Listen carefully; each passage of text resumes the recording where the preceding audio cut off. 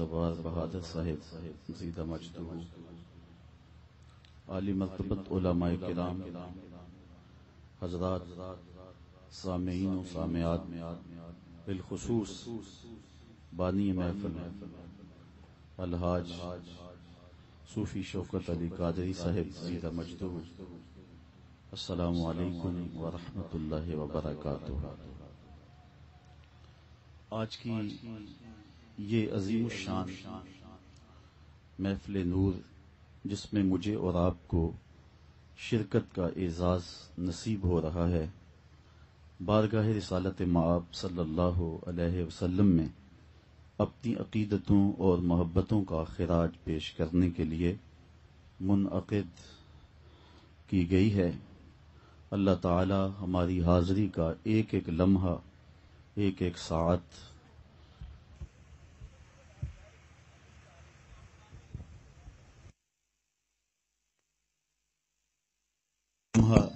ساعت اپنی بارگاہ میں مستجاب فرمائے۔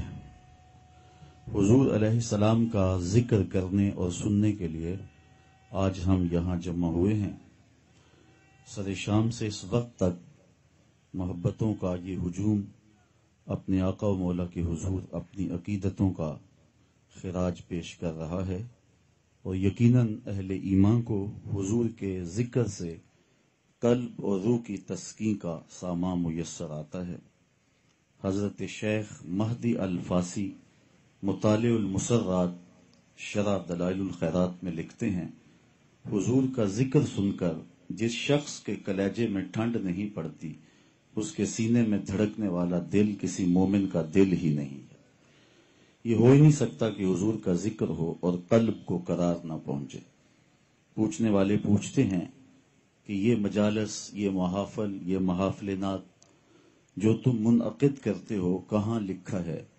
لکھے کی کمی نہیں ہے، ہمارے علماء دلائل کے انبار لگا دیتے ہیں۔ میں سادہ سے لہجے میں کہا کرتا ہوں، کیا حضور کے ذکر کے لیے بھی کسی دلیل کی ضرورت ہے؟ کبھی ایسا ہوا ہے کہ پھولوں کا تذکرہ چھڑا ہو اور بلبل کہے لکھا کہاں ہے؟ بات شمع کی چل رہی اور پروانہ دلیلیں ڈھونڈ رہا ہو، اور یہ بھی ممکن نہیں کہ بات سرکار مدینہ کی ہو رہی ہو اور امتی کو کسی دلیل کی ضرورت ہو۔ محب کے لیے اس سے بڑا سرمایہ اور کوئی نہیں، کوئی اس کے محبوب کا ذکر چھیڑ دے۔ آیت ذکر نعمان لنا فإن ذکرہ هو المسک ما کررتہ یتضوع۔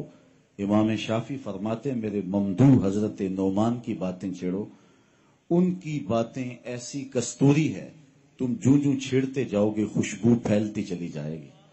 تو یقیناً محب کے لیے تذکرہ محبوب تسکین اور راحت کا سامان ہوتا ہے۔ رومی علیہ رحمہ نے لکھا، کسی نے مجنوں کو دیکھا کہ وہ ریت کے اوپر لیلا لیلا لکھ رہا ہے۔ پوچھا کیا کر رہے ہو؟ گفت مشق نام لیلا می کنم، خاطر خود را تسلی می دہم۔ کہنے لگا محبوب کا نام لکھ لکھ کے دکھی دل کو قرار دے رہا ہوں۔ نتیجہ یہ نکالتے ہیں کہ اگر لیلا کا نام مجنوں کو تسکین دیتا ہے تو کیا مصطفیٰ کریم کا نام امتی کے دل کی تسکین کا سبب نہیں ہے؟ میں تو کہا کرتا ہوں، میں خانہ سہارا دیتا ہے نہ جام سہارا دیتا ہے، ہم کو تو مدینے والے کا ایک نام سہارا دیتا ہے۔ ٹھنڈ پڑ جاتی ہے سینے میں جب کسی کے لبوں پہ اس نام کا چراغاں ہو، ان کا نام لبوں پر آئے، میٹھا میٹھا منہ ہو جائے، ان کے بول بہاروں جیسے اور اصحاب ستاروں جیسے۔ تو یقیناً اہل ایمان حضور کے تذکرہ نور سے، حضور کے ذکر خیر سے اپنے قلب کی تسکین کا سامان کرتے آئے ہیں۔ سو آج ہم اسی مقصد کے لیے یہاں بیٹھے ہیں۔ اللہ ایک ایک ساتھ قبول فرمائے۔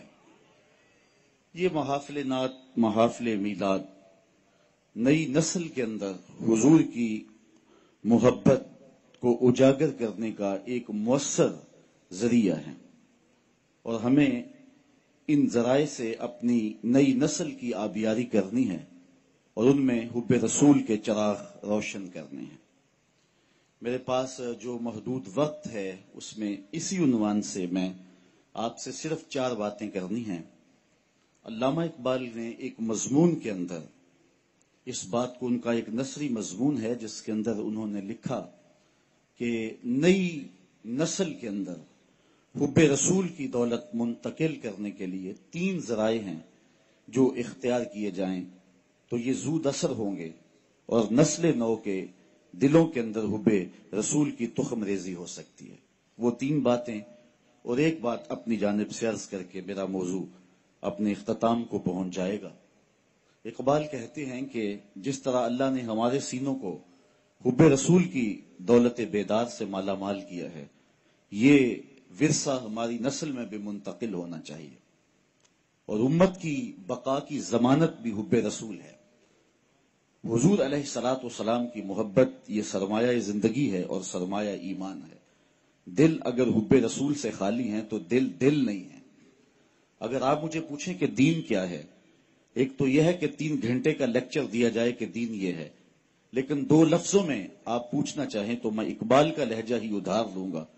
وہ کہتے ہیں دین سراپا سوختن اندر طلب، انتہائش عشق آغازش ادب۔ طلب محبوب میں تڑپنے کا نام دین ہے، ادب سے شروع ہوتا ہے عشق پہ ختم ہو جاتا ہے۔ تو اگر مومن کا سینہ حب رسول سے خالی ہے تو وہ مومن کا سینہ ہی نہیں ہے۔ تو ہم اللہ کی توفیق سے اس دولت بیدار سے مالا مال ہیں، تو یہ دولت اپنی نئی نسل میں کیسے منتقل کی جا سکتی ہے جو ہماری ذمہ داری ہے۔ تو اقبال نے کہا کہ نسل نو میں حب رسول کی تخم ریزی کے لیے زود اثر ذرائع میں سے ایک ذریعہ یہ ہے کہ ان کو کثرت کے ساتھ حضور پہ درود و سلام پڑھنے کی ترغیب دو۔ اس کا لازمی نتیجہ یہ ہے کہ ان کے سینوں میں حضور کا پیار جاگے گا۔ درود شریف پڑھنے سے قلب کو راحت بھی ملتی ہے۔ بہت سارے وظائف ہیں جو من کو سنوارتے ہیں اور باطن کی روشنی کا سبب ہیں، لیکن درود ایک ایسا وظیفہ ہے جو باطن کو بھی سنوارتا ہے اور ظاہر کو بھی سنوارتا ہے۔ درود پڑھنے والے کا دل بھی اجلا ہو جاتا ہے، اس کے چہرے پہ بھی نور آ جاتا ہے۔ درود شریف طبع کے اندر شائستگی پیدا کرتا ہے۔ آج بہت سارے لوگ اس بات کی شکایت کرتے ہیں کہ اولادیں ان کے کہے میں نہیں ہیں اور ان کی عادات اچھی نہیں ہیں۔ اگر آپ چاہتے ہیں کہ ان کی طبع میں شائستگی اور جمال پیدا ہو جائے اور ان کی عادات میں حسن اور نکھار آ جائے تو ان کو درود کی تسبیح دو۔ نتیجہ کیا ہوگا کہ ان کی عادتیں خود بخود سنورنا شروع ہو جائیں گی اور آپ چند دنوں کے اندر دیکھیں گے اور ایک اچھے اور پاکیزہ انسان کی صورت میں نشو و نما پا رہے ہیں۔ درود شریف انسان کی صلاحیتوں کو جلا بخشتا ہے، انسان کو ذکاوت، ذہانت اور اس کو فہم و ادراک کی دولتوں سے مالا مال کرتا ہے۔ درود شریف کی یہ تاثیر بھی ہے کہ اس سے زبان میں اثر اور رس آ جاتا ہے۔ کسی نے اقبال سے پوچھا تھا کہ تیرے شعروں میں یہ شہد کہاں سے آ گیا؟ جو سخنور ہیں وہ جانتے ہیں کہ غالب کو اقبال سے بڑا شاعر سمجھا گیا ہے، جو حسن اور جو معاملہ بندی تغزل میں اور تراکیب کے استعمال میں جو حسن وہاں پایا جاتا ہے وہ اسی کا جو ہے وہ خاصہ ہے، لیکن جو عزت، جو تکریم اور جو شان اقبال کا مقسوم ہوئی وہ غالب کا مقدر نہ ہو سکی۔ تو یہ بات کسی نے اقبال سے ہی پوچھا، یہ بات پوچھی کہ حضرت یہ بات سمجھ میں نہیں آتی کہ آپ کے شعروں میں اثر اور شیرینی کہاں سے آئی؟ تو اقبال نے جو جواب دیا وہ سننے کے قابل ہے۔ کہنے لگے کہ میں نے 1.25 کروڑ مرتبہ حضور پہ درود پڑھا ہے۔ تو اگر حضور پہ درود و سلام پڑھو گے تو تمہارے لہجے میں رس پیدا ہو جائے گا، تمہارے انداز میں مٹھاس پیدا ہو جائے گی اور تمہاری گفتگو کے اندر شہد گل جائے گا اور تمہاری باتوں کی خوشبو پھیلتی چلی جائے گی۔ درود شریف کی بہت بڑی فضیلت یہ ہے کہ درود پڑھنے والا سب سے زیادہ حضور کی قربت پانے والا ہوتا ہے۔ آقا کریم نے فرمایا قیامت کے دن میرے سب سے نیڑے وہ ہوگا جو سب سے زیادہ میرے اوپر درود پڑھنے والا ہو۔ اور اس دور موجود کے اندر درود ہی تو شناخت ہے اہل حق کی، یہی تو شناخت اور پہچان ہے اہل حق کی۔ امام سخاوی نے القول البدی کے اندر لکھا کہ حضرت امام زین العابدین رضی اللہ تعالی عنہ سے کسی نے سوال کیا، حضرت جب کثرت سے ترک اور فرق ہو جائیں گے تو زمانے میں اہل حق کو پہچاننے کا راستہ کیا ہوگا؟ جب ہر شخص اپنی طرف کھینچ رہا ہو اور قرآن و حدیث سے دلائل فراہم کر رہا ہو، ایک عام آدمی تو سمجھ نہیں پاتا کہ حق پہ کون ہے اور باطل پہ کون ہے۔ ہر شخص تو قرآن کی بولی بول رہا ہے، ہر لفظ کی، ہر شخص کی زبان پر تو حدیث رسول کا وظیفہ ہے، اور 72-73 لوگ ایک آدمی کو کھینچ رہے ہیں۔ کبھی آپ نے لاری اڈے پہ دیکھا ہے جو کنڈکٹر حال کرتے ہیں سواری کا، ایک بچہ کھینچ کے لے گیا، دوسرا سامان کھینچ کے لے گیا، تیسرے نے خاتون کو بازو سے پکڑا ہے اور اپنی بس کی جانب کھینچ رہا ہے، تو بعض خواتین غصے میں آتی ہے اور کہتی ہیں ہم نے کہیں بھی نہیں جانا، حالانکہ جانا تو کہیں ہوتا ہے، لیکن اتنے لوگ اپنی جانب اس انداز سے بلا رہے ہوتے ہیں کہ سر چکرا جاتا ہے۔ اس طرح لوگ اپنی اپنی جانب دعوت دے رہے ہیں، آواز دے رہے ہیں، بلا رہے ہیں، مختلف ڈھنگ اور مختلف طریقے۔ اس نے مہربانی کی امام زین العابدین سے پوچھا، حضرت جب فرق اور ترک مختلف ہو جائیں گے تو حق کو پہچاننا کس طرح سے ہوگا؟ تو حضرت امام زین العابدین نے جو جواب دیا وہ بڑا خوبصورت تھا اور واضح لفظوں میں صریح جواب تھا۔ فرمانے لگے جو اہل السنہ ہوں گے وہ حق کی راہوں کے مسافر ہوں گے۔ سائل نے دوسرا سوال پوچھا، اگر بہت سارے لوگ اسی عنوان کے ساتھ موجود ہوں، اسی ٹائٹل کے ساتھ ہوں، تو ان میں سے پھر اصلی سنی کو پہچاننے کا طریقہ کیا ہے؟ تو سنو امام زین العابدین نے جواب کیا ملا، جواب کیا دیا، آپ کے سینے میں ٹھنڈ پڑ جائے گی، اور یہاں آپ آئے ہیں تو آپ کو اپنے پہ ناز ہوگا۔ حضرت امام زین العابدین فرمانے لگے، من علامات اہل سنہ کثرت الصلاۃ علی رسول اللہ صلی اللہ علیہ وسلم، اہل سنت کی علامتوں میں سے ایک نشانی یہ ہے کہ وہ کثرت کے ساتھ حضور پہ درود پڑھنے والے ہوں گے۔ آج ہمیں بطور تانا کہا جاتا ہے یہ درودیے ہیں، میں کہتا ہوں تم تو تانا دیتے ہو، ہم اس کو اپنے لیے تمغہ اعزاز سمجھتے ہیں، چونکہ درودیہ ہونا اعزاز ہے، ہم درودیے ہیں، بارودیے تو نہیں ہیں۔ تو حضور علیہ السلام پر کثرت سے درود و سلام پڑھنا یہ حب رسول کو سینوں میں پیدا کرنے کا مؤثر ترین ذریعہ ہے۔ دوسری بات، اپنی نسل کو، اپنی اولاد کو، آنے والی نسل نو کو حضور علیہ السلام کے فضائل و مناقب اور حضور کی عظمتوں کے باب سکھاؤ، تاکہ ان کے سینوں کے اندر حضور علیہ السلام کا پیار پیدا ہو۔ اگر اولاد کو یہ کہا جائے کہ نبی دیوار کے پیچھے بھی نہیں جانتا، تو بتائیے کہ اولاد کے سینے میں نبی کا پیار پیدا ہوگا؟ اولاد آج نہیں تو کل سوال کرے گی کہ سائنس کا عروج اور بانک پن یہ ہے کہ وہ پہاڑوں کی تہوں کے اندر چھپے ہوئے سونے اور چاندی اور اس کی مقدار کو بھی دیکھ لیتے ہیں، زمین کی کوک کے اندر جو چھپا ہوا تیل ہے اور کوئلہ ہے سائنس اسے بھی دیکھ رہی ہے۔ تو کیا سائنس یہ بانک پن اور یہ عروج رکھے کہ وہ پہاڑوں کی رگوں کے اندر سونے کے ذرات کتنے فیصد ہیں یہ بھی دیکھ لے، اور نبی دیوار کے پیچھے بھی نہ دیکھ پائے؟ تو آنے والی نسل کو کیا جواب دیا جائے گا؟ تو آنے والی نسل کو کہا جائے کہ ایسا نہیں ہے، اگر کسی نے یہ لکھا ہے تو اندھیرے میں بیٹھ کے لکھا ہے، بات دیوار کی نہیں ہے، اور نبی تو نبی رہا۔ نبی کے غلام حضرت عمر مسجد نبوی کے ممبر پہ بیٹھے ہیں، نہامد میں جنگ ہو رہی ہے، 1 مہینے کی مسافت ہے، دیوار کیا راستے میں کئی پہاڑ کھڑے ہیں، اور حضرت ساریہ امیر لشکر پہاڑ کو چھوڑنے لگے ہیں۔ حضرت عمر یہاں سے پکارتے ہیں، یا ساریہ الجبل، اے ساریہ پہاڑ کو نہیں چھوڑنا، یہ شان ہے خدمت گاروں کی، سرکار کا عالم کیا ہوگا۔ تو اپنی نئی نسل کو ان حقیقتوں سے روشناس کرنا ہوگا۔ آج کے زمانے میں اگر آپ اپنی نسل کو یہ کہیں کہ نبی کسی چیز کا اختیار نہیں رکھتا، تو آج ہم سے نسل نو سوال کر سکتی ہے کہ انسان کے اختیارات تو کراں تا بکراں پھیل گئے ہیں۔ آج انسان نے زمین کی تنابیں تھام لی ہیں، سورج کی شعاؤں کو مسخر کر لیا ہے، پانیوں پہ قبضہ جم گیا ہے، ایٹم کا کلیجہ چیرا جا چکا ہے، چاند کی چھاتی روندی جا چکی ہے، اور مریخ کے سفر کی تیاریوں میں ہے انسان۔ انسان نے پوری دنیا کو گلوبل ولیج بنا لیا ہے۔ آج انسان کا بانکپن، اس کے تصرفات اور اس کی پہنچ دیکھنے والی ہے۔ یہ فراٹے بھرتی گاڑیاں اور یہ ہواؤں کے سینے کو چیرتے ہوئے طیارے، یہ انسان کے تصرف کی کہانی نہیں کہہ رہے؟ جب انسان کے اختیارات کی کہانی اس قدر پھیلتی چلی جا رہی ہے تو کیا نبی اختیار ہی نہیں رکھتا ہے؟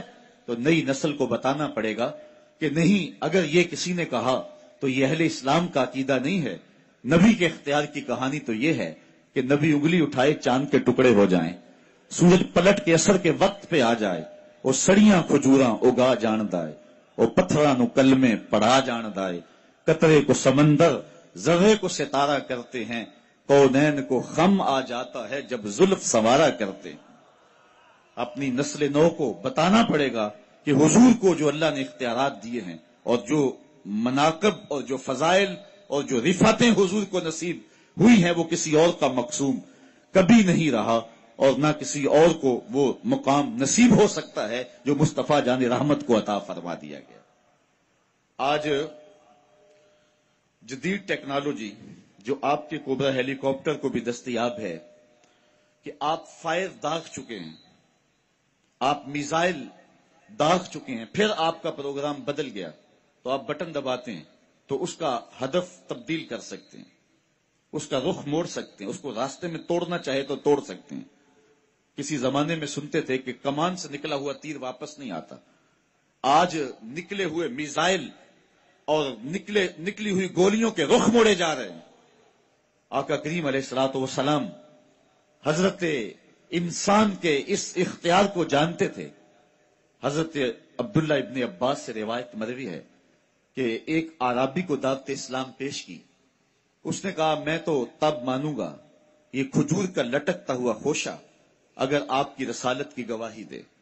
تو حضور نے فرمایا کہ اگر یہ گواہی دے تو تم مان جاؤ گے؟ اس نے کہا انکار کی گنجائش نہیں رہے گی۔ تو آقا کریم علیہ السلام نے اشارہ کیا، وہ گچھا ٹوٹ کے حضور کے قدموں میں آ گیا، رسالت مصطفیٰ کی گواہی دی، اب انکار کی کوئی گنجائش نہیں تھی، اس کے لبوں پہ کلمہ جاری ہو گیا۔ اب وہ ٹوٹی ہوئی کھجوریں جو معجزے سے حضور نے جدا کی تھی ان کو بانٹا بھی جا سکتا تھا، صحابہ ساری زندگی فخر کرتے کہ ہم نے معجزے سے توڑی ہوئی کھجوریں کھائی ہیں، اس صحابی کو مرحمت کر دی جاتی، ایمان کی خوشی میں بانٹ سکتے ہو۔ لیکن آقا جانتے تھے قرب قیامت میں میزائلوں کے رخ بدلے جائیں گے، کمانوں سے نکلے ہوئے تیر جو ہے وہ واپس کیے جائیں گے۔ آقا کریم اس گچھے سے مخاطب ہو کے فرمانے لگے تجھے جس کام کے لیے بلایا وہ کام ہو گیا، اب واپس جا کے شاخ سے جڑ بھی جا۔ صرف توڑنا نہیں جانتے، جوڑنا بھی جانتے ہیں۔ تو یہ نبی علیہ السلام کے اختیارات کی کہانی ہے، اور مصطفیٰ کی عظمتوں کو اپنی نئی نسل کے سامنے رکھنا پڑے گا، حضور کے فضائل ان کے سامنے رکھنے پڑیں گے، حضور کے مراتب ان کو بیان کرنے پڑیں گے، تاکہ ان کے سینے کے اندر حضور علیہ السلام کا پیار اور حضور علیہ السلام کا احترام پیدا ہو۔ نسل نو کو حضور کی دہلیز پہ لانا ہوگا اور انہیں آقا کریم علیہ السلام کے قصیدے سنانے پڑیں گے، حضور علیہ الصلوۃ والسلام پہ درود کی ترغیب دیں گے، ساتھ حضور کے کمالات کا بھی ذکر کریں گے کہ بیٹے حضور پہ درود پڑھ رہے ہو تو مت سمجھو کہ حضور سن نہیں رہے، تیرے درود کو مصطفیٰ جان رحمت مدینے میں بیٹھ کے سن رہے ہیں، وہ تو درختوں کی بولیاں سنتے ہیں۔ حضرت یعلا بن مرہ رضی اللہ تعالیٰ عنہ فرماتے ہیں کہ ایک غزوے سے ہم واپس آ رہے تھے کہ راستے میں حضور نے استراحت فرمائی اور مجھے پہرے کے لیے کھڑا کر دیا، تو کہتے ہیں میں نے ایک منظر دیکھا جس سے میں حیران ہو گیا کہ صحرا میں ایک درخت تھا جو اپنی جگہ سے اکھڑا اور اپنی جڑوں کے بل چلتا ہوا میرے ساتھ آ کے کھڑا ہو گیا، تھوڑی دیر کے بعد پھر وہ واپس اپنی جگہ پہ جا کے نصب ہو گیا۔ میرے لیے تعجب خیز بات تھی، جب حضور بیدار ہوئے تو سب سے پہلی بات جو میں نے حضور سے عرض کی وہ یہی تھی، میں نے کہا حضور یہ سامنے والا جو درخت ہے یہ درخت اپنی جگہ سے اکھڑ کے آیا ہے اور میرے ساتھ آ کے کھڑا ہو گیا، اور آپ استراحت فرما رہے تھے اور یہ تھوڑی دیر کھڑا رہنے کے بعد پھر دوبارہ جا کے اپنی جگہ پہ نصب ہو گیا۔ آقا کریم نے یہ نہیں فرمایا کہ میں تو سویا تھا، حضور علیہ السلام نے ارشاد فرمایا ہاذہ شجرۃ، یہ ایک درخت ہے، استاذنت ربہا، اس نے اپنے رب سے اجازت مانگی تھی کہ محبوب میرے مالک میرے رب تیرا محبوب نیڑے آیا ہے، میں سلام نہ کر رہا ہوں، تو کہا یہ مجھے سلام کرنے آیا تھا۔ تو حضور علیہ السلام تو درخت کی بولی کو بھی جانتے ہیں، حضور سو بھی رہے ہیں تو پھر بھی درخت کے سلام کے انداز کو حضور جان رہے ہیں، تو امتی اگر آقا کو سلام پیش کرتا ہے حضور گنبد خضرا کے اندر اس کے سلام کو سنتے بھی ہیں، اس کا جواب بھی مرحمت فرماتے ہیں۔ تیسری بات جس سے اپنی نئی نسل کو آگاہ کر کے ان کے سینے میں حب رسول کا چراغ روشن کیا جا سکتا ہے، اقبال نے کہا کہ اپنی نئی نسل کو حضور علیہ السلام کے شمائل کا تذکرہ سناؤ، حضور علیہ السلام کے خد و خال اور حسن و جمال کی باتیں سناؤ، لازمی نتیجہ یہ ہوگا کہ ان کے سینے میں حضور علیہ السلام کا پیار پیدا ہوگا۔ اس عنوان کے ساتھ میں صرف ایک روایت آپ کے سامنے رکھنے کے بعد اپنے مضمون کو آگے لے جاؤں گا۔ صحابہ میں سب سے آخر میں جس شخص کا انتقال ہوا ہے وہ حضرت ابو طفیل رضی اللہ تعالیٰ عنہ ہیں۔ 110 ہجری میں وصال ہوتا ہے۔ حضور کا وصال ہوا ہے 11 ہجری کے آغاز میں، اور ان کا وصال ہوا 110 ہجری میں۔ حضور علیہ السلام کے وصال کے تقریباً 100 سال بعد تک زندہ رہے۔ حج کا موسم تھا، لوگوں کا ہجوم تھا۔ حضرت ابو طفیل جو آخری صحابی ہیں، ایک اونچے ٹیلے پہ چڑھ گئے اور لوگوں سے مخاطب ہو کر کے فرمانے لگے، لوگو آؤ میرے سے حضور کی باتیں پوچھو۔ اس وقت روئے زمین پہ میرے علاوہ کوئی نہیں جس نے حضور کو دیکھا ہو۔ اس بات پہ ناز ہے کہ میری آنکھوں نے حضور کو دیکھا ہے۔ استاد ابراہیم ذوق نے کہا تھا اپنے شاگردوں سے، آنے والی صدیاں تم پہ ناز کریں گی اے لوگو، ہم نے ذوق کو دیکھا، ہم نے ذوق سے باتیں کی ہیں۔ اقبال بھی اس بات پہ ناز کرتا ہے کہ میں داغ دہلوی کا شاگرد رہا ہوں، نسیم تشنا ہی نہیں اقبال کچھ اس پہ نازاں، فخر ہم کو بھی ہے شاگردی داغ سخنداں کا۔ ہمارے استاد ہوتے تھے محمد علی حاشر، اللہ ان کی قبر پہ کروڑوں رحمتیں نازل فرمائے، تو وہ بڑے فخر سے بات کیا کرتے تھے کہ میں علامہ اقبال کی مجالس میں بیٹھا کرتا تھا، مولانا ظفر علی خان کا جو چھپتا تھا زمیندار اخبار، اس میں باقاعدہ وہ لکھتے بھی تھے، اور شاہ سرخیاں بڑے اچھے کاتب بھی تھے، اور شاہ سرخیاں ان کے ہاتھ سے ہوتی تھیں، تو وہ بڑے بڑے اساتذہ سخن کے ساتھ اپنی صحبت کے تذکرے کرتے اور بڑی خوشی کے ساتھ اور بڑے ناز کے ساتھ یہ بات کرتے، یار جس نے اقبال کو دیکھا، جس نے داغ دہلوی سے صحبت اختیار کی، جس نے استاد ابراہیم ذوق کو دیکھا، وہ تو اپنے مقدر پہ ناز کرے، اور جس کی آنکھوں نے جمال محمد عربی کو دیکھا وہ اپنے مقدر پہ ناز کیوں نہ کرے۔ تو حضرت ابو طفیل رضی اللہ تعالی عنہ نے اونچی جگہ پہ کھڑے ہو کر کے کہا، لوگو ان آنکھوں کے علاوہ اب کوئی آنکھ باقی نہیں ہے جس نے حضور کو دیکھا ہو، آؤ مجھ سے حضور کا تذکرہ پوچھو، مجھ سے حضور کی باتیں سنو۔ لوگ اکٹھے ہو گئے، موسم حج کا ہے، انہیں طواف زیارہ کے بارے پوچھنا چاہیے تھا، وقوف عرفہ حضور نے کیسے کیا، منا کا قیام کیسا تھا، رمی جمارات کا طریقہ کیا تھا، لیکن انہوں نے ایسا کوئی سوال نہیں پوچھا۔ تابعین نے جو سوال صحابی سے پوچھا وہ یہ تھا، صف لنا رسول اللہ صلی اللہ علیہ وسلم، اگر تمہاری آنکھوں نے جمال رسول دیکھا ہے تو بتاؤ کہ حضور کی صورت کیسی تھی۔ تو حضرت ابو طفیل رضی اللہ تعالیٰ عنہ نے 3 لفظوں میں حضور کا حلیہ بیان کیا۔ اگر آپ یاد رکھنا چاہیں تو یہ ارمغان آج کی مجلس سے اپنے ساتھ لے جائیں، اور علماء نے لکھا ہے کہ جو شخص حضور کا حلیہ نگار ہے، حضور کی صورت کو اور شمائل کو بیان کرتا ہے، لوگوں کے دلوں میں اس کے لیے عزت اور احترام کے جذبات پیدا ہو جاتے ہیں۔ آج ہر شخص چاہتا ہے کہ میں ہر دل عزیز بن جاؤں، یہ خواہش اگر سینے میں موجود ہے تو پھر حضور کے حسن کے قصیدے پڑھا کرو، زمانہ تم سے پیار کیا کرے گا، زمانہ تم سے محبت کیا کرے گا۔ تو حضرت ابو طفیل نے حضور کا حلیہ 3 لفظوں میں بیان کیا، کان رسول اللہ صلی اللہ علیہ وسلم ابیض ملیحن مقصدا، کہا ایک تو حضور ابیض سفید رنگ کے تھے، چٹے رنگ کے تھے، ابیض کا لفظ حضور کی رنگت کے لیے استعمال کیا۔ ویسے حضور کے رنگ کے لیے ازہر اللون کے لفظ بھی ہیں، ام معبد کہتی ہے رایت رجلا ظاہر البذاء، لیکن انہوں نے جو لفظ استعمال کیے وہ ابیض کا لفظ ہے، اس لیے کہ یہ لفظ حضور کے لیے خاندانی طور پہ استعمال کیا جاتا تھا۔ جس طرح دادا اپنے پوتے کا کوئی عرفی نام رکھ لیتا ہے، حضور کے دادا محترم نے حضور کا جو عرفی نام رکھا تھا وہ ابیض رکھا ہوا تھا، یا ابیض کہہ کے حضرت عبد المطلب پکارتے تھے۔ اور ایک زمانہ ایسا بھی آیا کہ قحط پڑ گیا اور بارش نہیں ہو رہی، لوگ حضور کے چچا جناب ابو طالب کے پاس آئے، کہا آپ اولاد اسماعیل سے ہیں تو آپ دعا کریں کہ بارش ہو۔ تو حضور کی عمر غالباً 9 سال تھی، انہوں نے حضور کو اٹھایا اور سین حرم میں لے آئے، اور کعبۃ اللہ کی دیوار کے ساتھ حضور کو یوں کھڑا کیا کہ حضور کی پشت کعبہ کی دیوار کے ساتھ لگ رہی تھی، اور ایسے ہاتھ پھیلا کے کہا مالک اس گوری رنگت والے کے صدقے نیند ڈال دے۔ راوی کہتا ہے کہ لوگ گھروں میں پہنچے نہیں تھے کہ چھم چھم می برسنے لگا۔ خیر وقت گزر گیا، جب شاب ابی طالب میں 3 سال کے لیے مسلمانوں کو اور بنو ہاشم کو اذیت کاٹنا پڑی، تو اس وقت حضور کے چچا جو قادر الکلام شاعر بھی تھے، انہوں نے حضور کی شان میں ایک قصیدہ لکھا، اور اس کے اندر یہ شعر بھی لکھا ہوا، ابید یستسقى الغمام بوجهه سمال الیتامى عصمۃ للارامل. آج پانی بند کر رہے ہو، آج غلہ نہیں پہنچنے دیتے، اونٹ روک لیتے ہو، یہی وہ میرا گوری رنگت والا بھتیجا ہے جس کے چہرے کو دیکھ کے بادل امٹ کے آیا کرتے تھے. یتیموں کا سہارا ہے اور بیواؤں کا آسرا ہے. تو انہوں نے جو لفظ حضور کے لیے استعمال کیا وہ تھا ابیت. تو حضور علیہ السلام کا رنگ سفید تھا، تو کہا کان رسول اللہ صلی اللہ علیہ وسلم ابید. دوسرا لفظ ملیحن، حضور کا حسن نمکین تھا. خود ارشاد فرمایا انا املہ ہو و اخی یوسف اسبہ ہو، میں نمکین حسن والا ہوں اور میرا بھائی یوسف میٹھے حسن والا تھا. حضرت شاہ عبد العزیز، حضرت شاہ عبد الرحیم محدث دہلوی، شاہ ولی اللہ محدث دہلوی کے والد گرامی ہیں.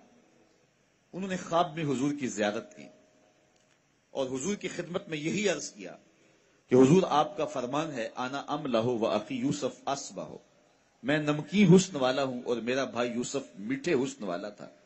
جبکہ نمکین حسن کے اندر کشش زیادہ ہوتی ہے. وہاں زنانے مصر کی انگلیاں کٹ گئی تھیں اور یہاں بظاہر کوئی ایسا واقعہ پیش نہیں آیا. تو اس کی وجہ کیا ہے؟ یہ خواب کے اندر حضرت شاہ عبد الرحیم محدث دہلوی نے حضور علیہ السلام سے پوچھا اور آقا کریم نے خواب میں جواب مرحمت فرمایا. اور یہ بات ذہن میں رکھیں کہ جس نے خواب میں حضور کو دیکھا اس نے حضور کو ہی دیکھا. شیوخ الحدیث تشریف فرما، ان سے پوچھئے. کتب حدیث کے اندر متعدد اس مضمون کی حدیث ہیں کہ جس نے خواب میں مجھے دیکھا اس نے مجھے ہی دیکھا. شیطان خواب میں آ کر بھی حضور کی مثل ہونے کا دعویٰ نہیں کر سکتا. جو جاگتے ہوئے دعویٰ کرے وہ تو شیطان کا بھی بابا لگا. یہ ہمت تو شیطان میں بھی نہیں ہے کہ حضور کی مثل ہونے کا دعویٰ کرے. جس نے حضور کو دیکھا اس نے حضور کو ہی دیکھا. دوسری بات یہ بھی ذہن نشین کر لیں کہ جس کے خواب میں حضور تشریف لائے، قصد، ارادے اور مرضی سے تشریف لائے.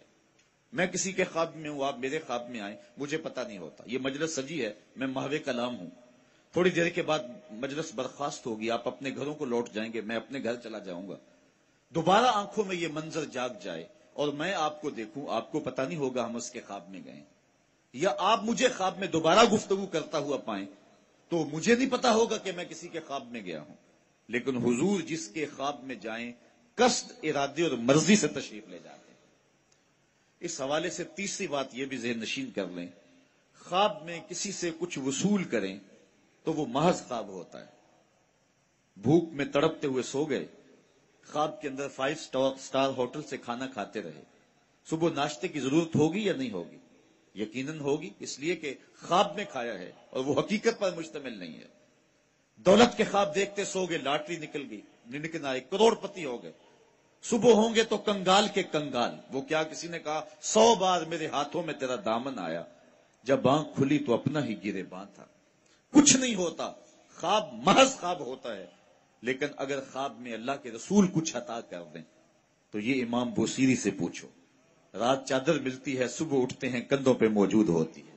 اگر حضور عطا فرماتے ہیں تو حقیقت میں عطا فرماتے ہیں. امام سخاوی لکھتے ہیں کہ ایک شخص حضور کے روضے پہ حاضر ہے اور کہتا کہ انا ضیفوں کا، حضور میں آپ کا مہمان ہوں، آپ کے ہوتے ہوئے کسی اور دہلیز پہ نہیں جانا. آقا جی میں تیرا ہو کے خیر منگا در دردا، مریل کتا کیوں اخواما ایڈے بختہ مردا. اور میرے امام بولے کون دیتا ہے دینے کو منہ چاہیے، دینے والا ہے سچا ہمارا نبی. کوئی دیتا بھی تو نہیں، اور چند ٹکڑے اگر جولی میں ڈال بھی دے تو ساری زندگی جتلاتا رہے گا. یہاں عارف عبد المتین نے حد کر دی. اور جتنے بھی سہارے ہیں سبق کرتے ہیں. عزت نفس بڑھاتا ہے سہارا تیرا، ہر آسرا کمزور کرتا ہے لیکن نبی کا آسرا سر بلند کر دیتا ہے. اسی لیے میرے امام مشورہ دیتے ہیں ٹھوکریں کھاتے پھرو گے ان کے در پہ پڑ رہو. قافلہ تو اے رضا اول گیا آخر گیا. وہ کھڑا ہی حضور کی دہلیز پہ اور کہتا کہ آنا ضیفوں کا، حضور میں آپ کا مہمان ہوں. یہ کہتے ہوئے آنکھ لگ گئی، دیکھا کہ حضرت عمر رضی اللہ تعالیٰ عنہ اور مولا کائنات سید علی المرتضیٰ رضی اللہ تعالیٰ عنہ جلوہ فراز ہوئے. کہا ٹھہر حضور آ رہے ہیں. کہتا تھوڑی دیر کے بعد حضور تشریف فرما ہوئے تو دائیں ہاتھ میں روٹی تھی، مجھے عطا کرتے ہوئے فرمایا لے لے. کہتے ہیں بھوک اتنی لگی تھی کہ میں نے خواب میں کھانی شروع کر دی. ابھی آدھی ہی کھائی تھی کہ میری آنکھ کھل گئی. جب آنکھ کھلی تو دوسرا آدھا ٹکڑا میرے ہاتھ میں موجود تھا. اگر حضور عطا فرمائیں تو حقیقت میں عطا فرماتے. چوتھی بات، حضور نے ارشاد فرمایا من رآنی فی المنام فسیرانی فی الیقظہ، جس نے مجھے خواب میں دیکھا ان قریب جاگتے بھی دیکھ لے گا۔ علماء کہتے ہیں اگر ساری زندگی نہ دیکھ سکا، جب سانس ٹوٹ رہی ہوگی رخ محبوب سامنے ہوگا، اور اگر اس وقت حضور کا دیدار ہو جائے تو اور چاہیے بھی کیا، سوکھا نکلے سا ظہوری جے ویخ لواں مکھ تیرا۔ اگر اس وقت حضور کا جمال جہاں آ رہا نظروں کے سامنے آ جائے تو اور کیا چاہیے۔ تو شاہ عبد الرحیم محدث دہلوی شاہ ولی اللہ کے والد کہتے ہیں میں نے خواب میں حضور کی زیارت کی اور یہ سوال کیا حضور آپ کا فرمان ہے کہ میرا حسن نمکین ہے اور جناب یوسف کا حسن میٹھا تھا، وہاں زنان مصر کی انگلیاں کٹ گئیں اور یہاں ایسا کوئی واقعہ پیش نہیں آیا، تو اس کی کیا وجہ ہے؟ تو آقا کریم نے ارشاد فرمایا جمالی مستور عن اعین الناس غیرۃ من اللہ، اے عبد الرحیم اللہ نے غیرت محبت کی وجہ سے میرے حسن کو لوگوں کی نظروں سے چھپا کے رکھا ہے۔ کوئی محب نہیں چاہتا کہ میرا کوئی محبوب دیکھے۔ وہ قتیل شفائی نے کہا تھا نا اس حد تلک بڑھ گئی ہے بے اعتمادی۔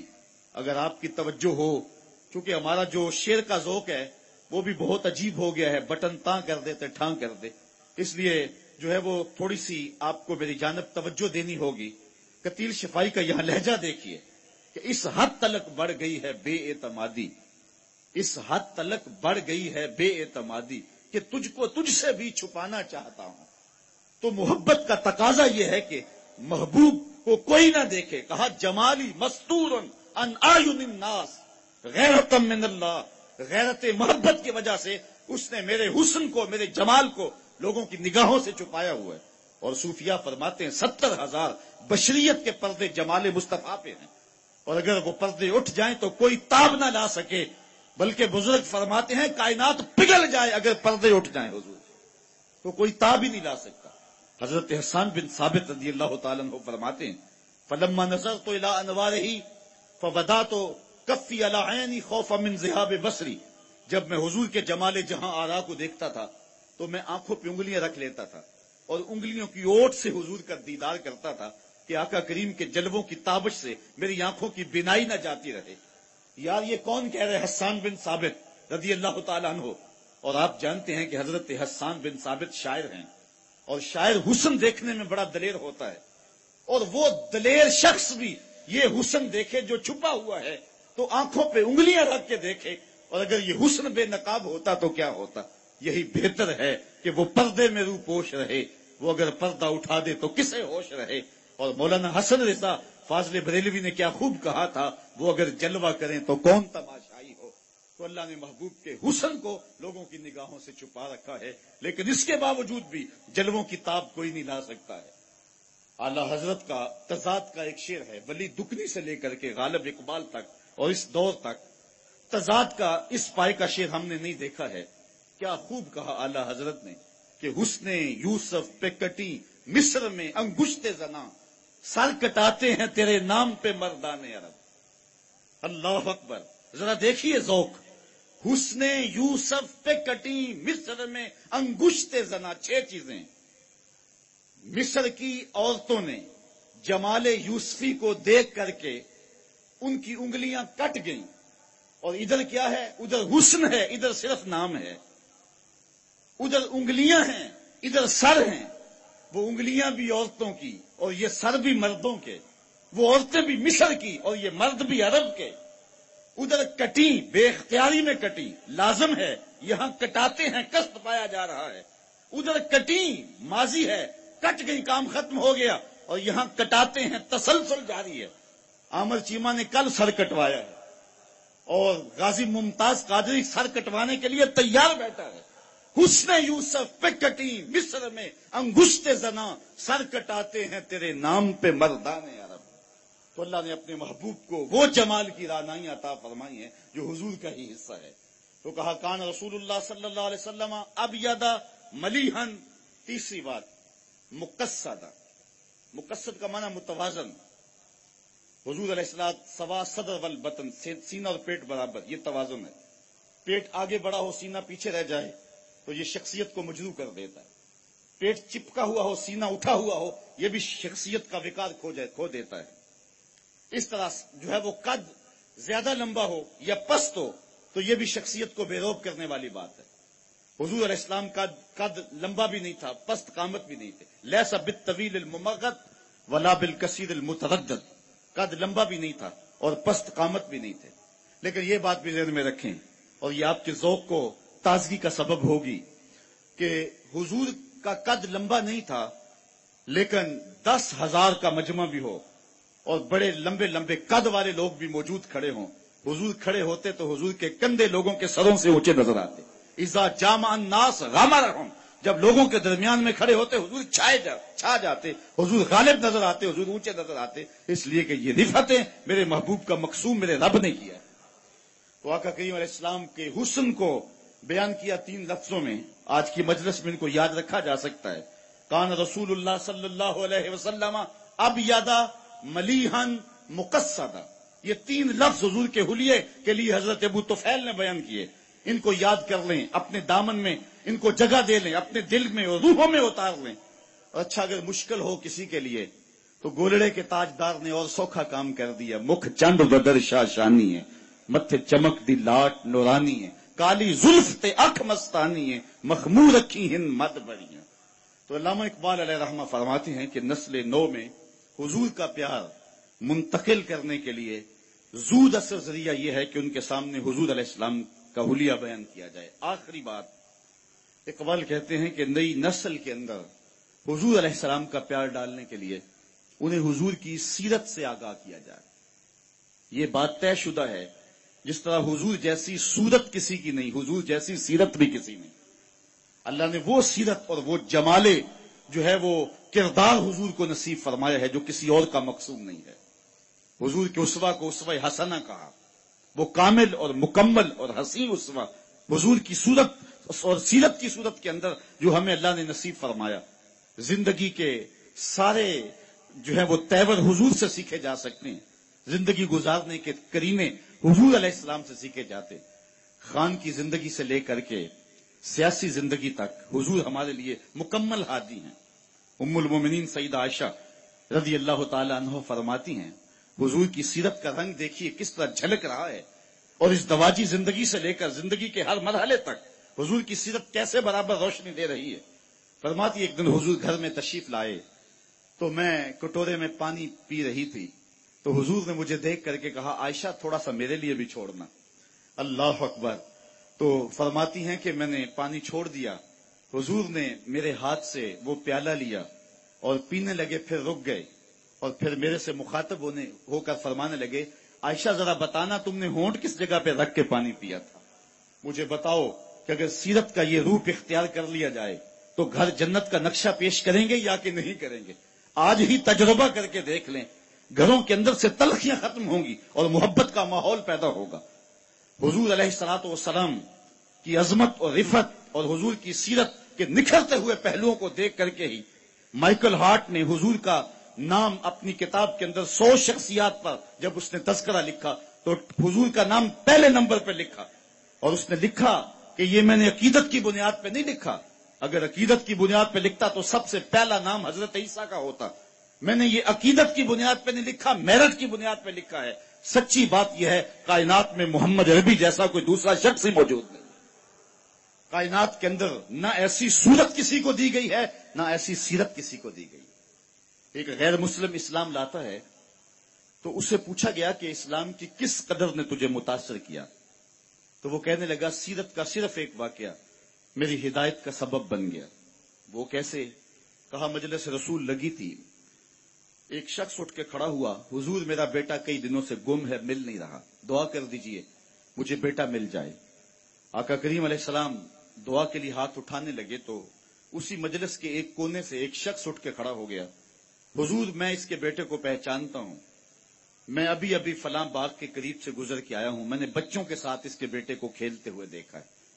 बाप ने जब सुना कि मेरा बेटा फलां जगह पे मौजूद है तो फिर उसने दौड़ लगा दी। हाथ अभी उठे ही नहीं थे कि कबूलियत हो गई। तो हुजूर अलैहिस्सलाम ने फरमाया से बुलाओ। बुलाया गया, कहा बहुत जल्दी है। जी हुजूर, आप जानते हैं एक बाप के जज्बात क्या होते हैं। फिर कई दिनों से इसकी मां तड़प रही है, ना कुछ खाया है ना कुछ पिया है, बेटे के लिए उदास है, बेचैन है।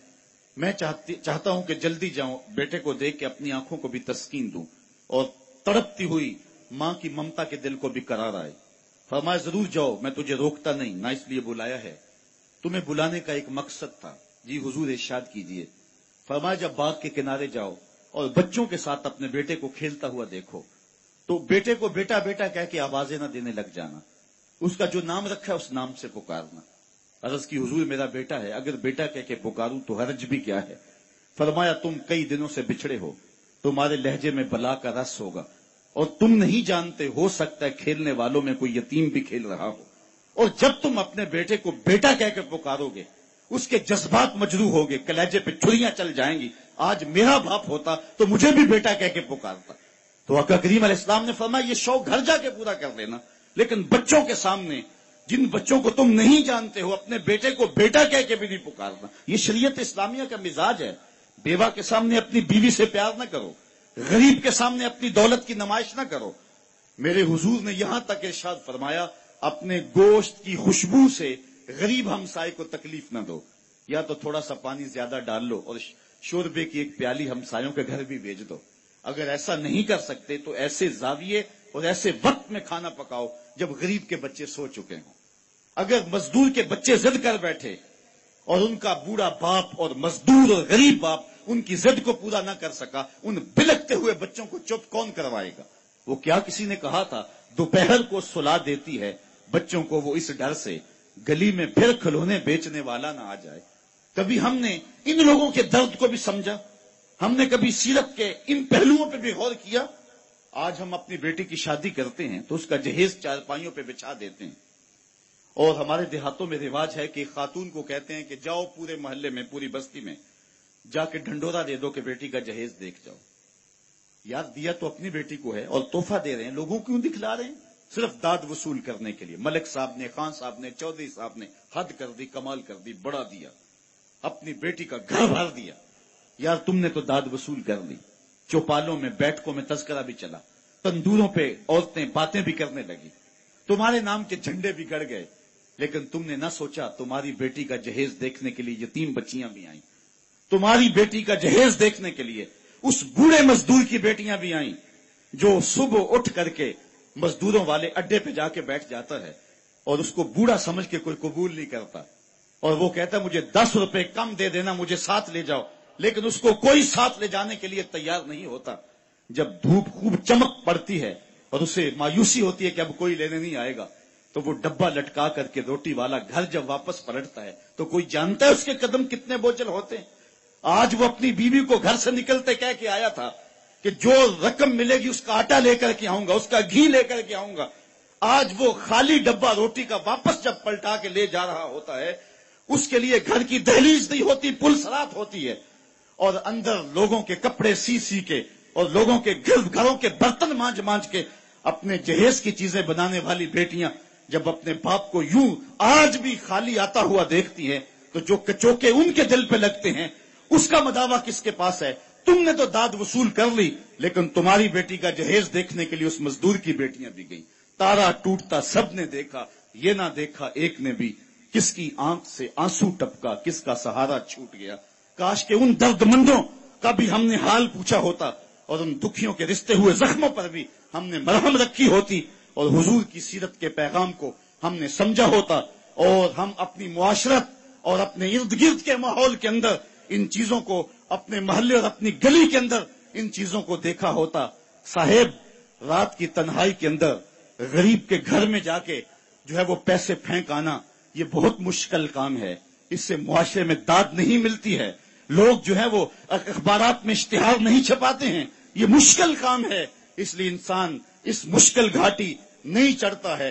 अल्लाह ताला सूरतुल बलद में इरशाद फरमाया, फलक्तहा मल अक़बा वमा अदराका मल अक़बा फक्कु रक़बा। अल्लाहु अकबर। ओ इतआमुन फी यौमिन ज़ी मसग़बा। ये मुश्किल घाटी है। किसी फंसे हुए की गर्दन छुड़ाना है, किसी लाचार के काम आना है, किसी दुखी के काम आना है। मेरे और आपके आका मौला हुजूर खत्मुल मर्तबत सल्लल्लाहु अलैहि वसल्लम ईद पढ़ने जा रहे हैं, रास्ते के अंदर एक यतीम बिलकता बच्चा देखा। हुजूर रुक गए, सर पे शफकत का हाथ रखा, पूछा बेटे आज ईद का दिन है, तुम रो रहे हो? कहा मेरा बाप फला गजवे में शहीद हो गया, मेरी मां का साया भी सर पे नहीं, भरी दुनिया में यहां मेरा कोई नहीं है। दीवार के साथ लग के बिलक रहा है। عیدگاہ میں انتظار ہو رہا ہے، ہزاروں لوگ منتظر ہیں. آقا کریم نے دل جوئی یتیم کو، یتیم کی دل جوئی کو اتنا مقدم سمجھا کہ اس کو لے کے واپس گھر آئے اور آ کے کہا کہ اس کو لباس دیا جائے، اس کو کھانا کھلایا جائے. اور اس کو جیسا حسنین کریمین کو لباس دیا گیا تھا ایسا اس بچے کو پہنایا گیا، کھانا کھلایا گیا. حضور نے احساس محرومی دور کرنے کے لیے مزید اس کے سر پہ شفقت بھرا ہاتھ رکھا اور مسکراتے ہوئے فرمایا، کیا بیٹا تو اس بات کو پسند نہیں کرتا کہ محمد تیرا باپ لگے، عائشہ تیری ماں لگے اور فاطمہ تیری باجی لگے؟ اس نے کہا یہ رشتے مل جائیں تو اور کیا چاہیے. کہا آج کے بعد یہ تیرے رشتے ٹھہرے. ایک انگلی سے حسنین کو لگایا ہے، ایک انگلی سے وہ یتیم بچہ ہے. حضور عیدگاہ کی طرف بڑھ رہے ہیں، اور بھی بچے اپنے ماں باپ کے ساتھ جا رہے ہیں. یہ یتیم زبان حال سے کہتا ہے تھا تو یتیم، لیکن یتیمی کا مزہ آ گیا، مصطفیٰ کی انگلی تھام کے جا رہا. تو حضور علیہ السلام کی سیرت جب نسل نو کے سامنے رکھیں،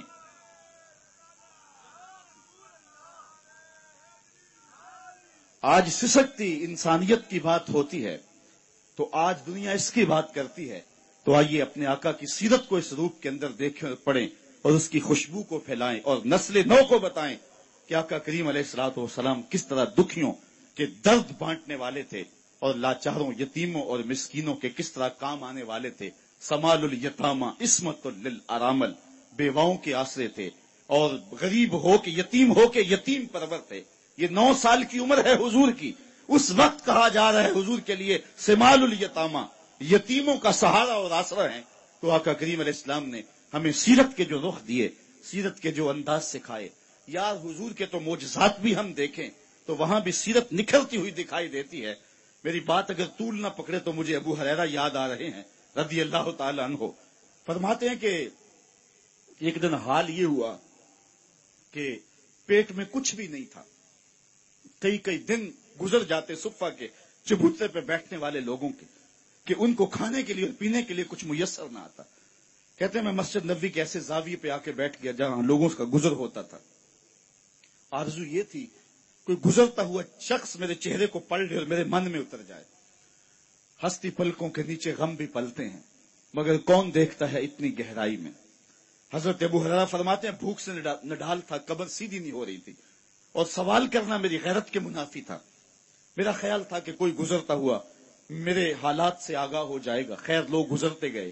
میں نے کہا کوئی بات کرنی چاہیے. حضرت عمر رضی اللہ تعالیٰ عنہ آئے. میں نے ان سے قرآن مجید کی کوئی آیت پوچھی، انہوں نے آیت بتائی اور آگے بڑھ گئے. شاید وہ جلدی میں تھے اور جو میرا مسئلہ تھا وہ معلوم نہ ہو سکا انہیں. پھر میں منتظر رہا. حضرت صدیق اکبر آئے رضی اللہ تعالیٰ عنہ. میں نے ان سے کوئی مسئلہ شرعی پوچھ لیا، انہوں نے بھی مسئلہ بتایا اور آگے بڑھ گئے. میں نے سوچا میرا مسئلہ تو وہیں رہ گیا. کہتے ہیں اب میں پریشان تھا کہ ایک جانب سے روشنی اٹھی اور دل و قلب و نگاہ کا مرشد اولین آ گیا. حضور تشریف لے آئے تو میں نے حضور سے بھی کوئی مسئلہ ہی پوچھا. حضور نے میری جانب غور سے دیکھا اور پھر مسکرا کے بولے ابو ہریرہ بھوک لگی ہوئی ہے؟ جس کی تسکین سے روتے ہوئے ہنس پڑیں اس تبسم کی عادت پہ لاکھوں سلام. کہا ابو ہریرہ بھوک لگی ہوئی ہے؟ میں نے عرض کی جی حضور بھوک لگی ہے. فرمایا میرے پیچھے پیچھے آ جاؤ. پھر اگلا واقعہ آپ نے علماء سے سنا ہے. دودھ کا ایک پیالہ تھا. گھر والوں سے پوچھا، انہوں نے کہا یہ دودھ ہی ہے. کہا ابو ہریرہ؟ میں نے کہا جی حضور. کہا جاؤ صفہ والوں کو بھی بلا لاؤ. کہتے ہیں دودھ کا پیالہ دیکھ کے تو خوشی ہوئی لیکن 70 لوگ تھے صفہ کے چبوترے پہ بیٹھے. میں ان کو بلا لایا تو حضور نبی رحمت صلی اللہ علیہ وسلم نے میرے ہاتھ میں پیالہ دیا. کہا ابو ہریرہ دائیں سے شروع ہو جاؤ. میں ایک شخص کو پیالہ دیا، دل دھڑک رہا ہے کہ بھوک کی شدت ہے، لیکن جب اس نے پیالہ اپنے منہ سے لگایا اور دودھ پیا تو میں نے دیکھا کہ ایک قطرہ بھی کم نہ ہوا. دل کو تسلی ہو گئی. دوسرے کو، تیسرے کو، 70 آدمی دودھ پی گئے لیکن دودھ کم نہیں ہوا. لگتا ہے رب نے اس پیالے کا تعلق کوثر کی نہر سے جوڑ دیا تھا. حضرت ابو ہریرہ فرماتے 70 آدمی پی گئے تو حضور نے مجھے فرمایا ابو ہریرہ کون باقی؟ میں نے عرض کی حضور ایک میں باقی، ایک آپ باقی. فرمایا کہ تم بھی پیو. کہتے میں نے پیا اور رج کے پیا. حضور نے کہا اور پیو. میں نے پھر پیا، سیراب ہو کے پیا. حضور نے فرمایا پھر پیو. فرمایا پھر پیو. میں نے کہا مجھے قسم ہے اس رب کی جس نے آپ کو حق کے ساتھ مبعوث کیا ہے، میرے میں ایک قطرے کی گنجائش بھی نہیں ہے. تو حضور نے میرے ہاتھ سے پیالہ لیتے ہوئے نوش جاں کیا. اللہ اکبر. ایک پیالہ 72 کے لیے کافی ہو گیا. یہاں سیرت کا بی پہلو ہمارے سامنے آتا ہے. ایک تو طرف حضور کے معجزے کا پہلو ہے کہ ایک پیالہ 72 کو کافی ہو گیا, اور سیرت کا یہ پہلو بھی کبھی نہ بھولیے, 2 جہاں کا سردار ہے, 71 آدمیوں کا جوٹا پی رہا ہے. یہ پہلو بھی نگاہوں میں رہے اور حضور کی سیرت کو معاشرے میں چھڑک دیں, اور آقا کریم علیہ الصلوۃ والسلام کی جمال سیرت کی روشنی کائنات کے اندر بانٹ دیں, اور حضور علیہ السلام کی محبت کا چراغاں کرے.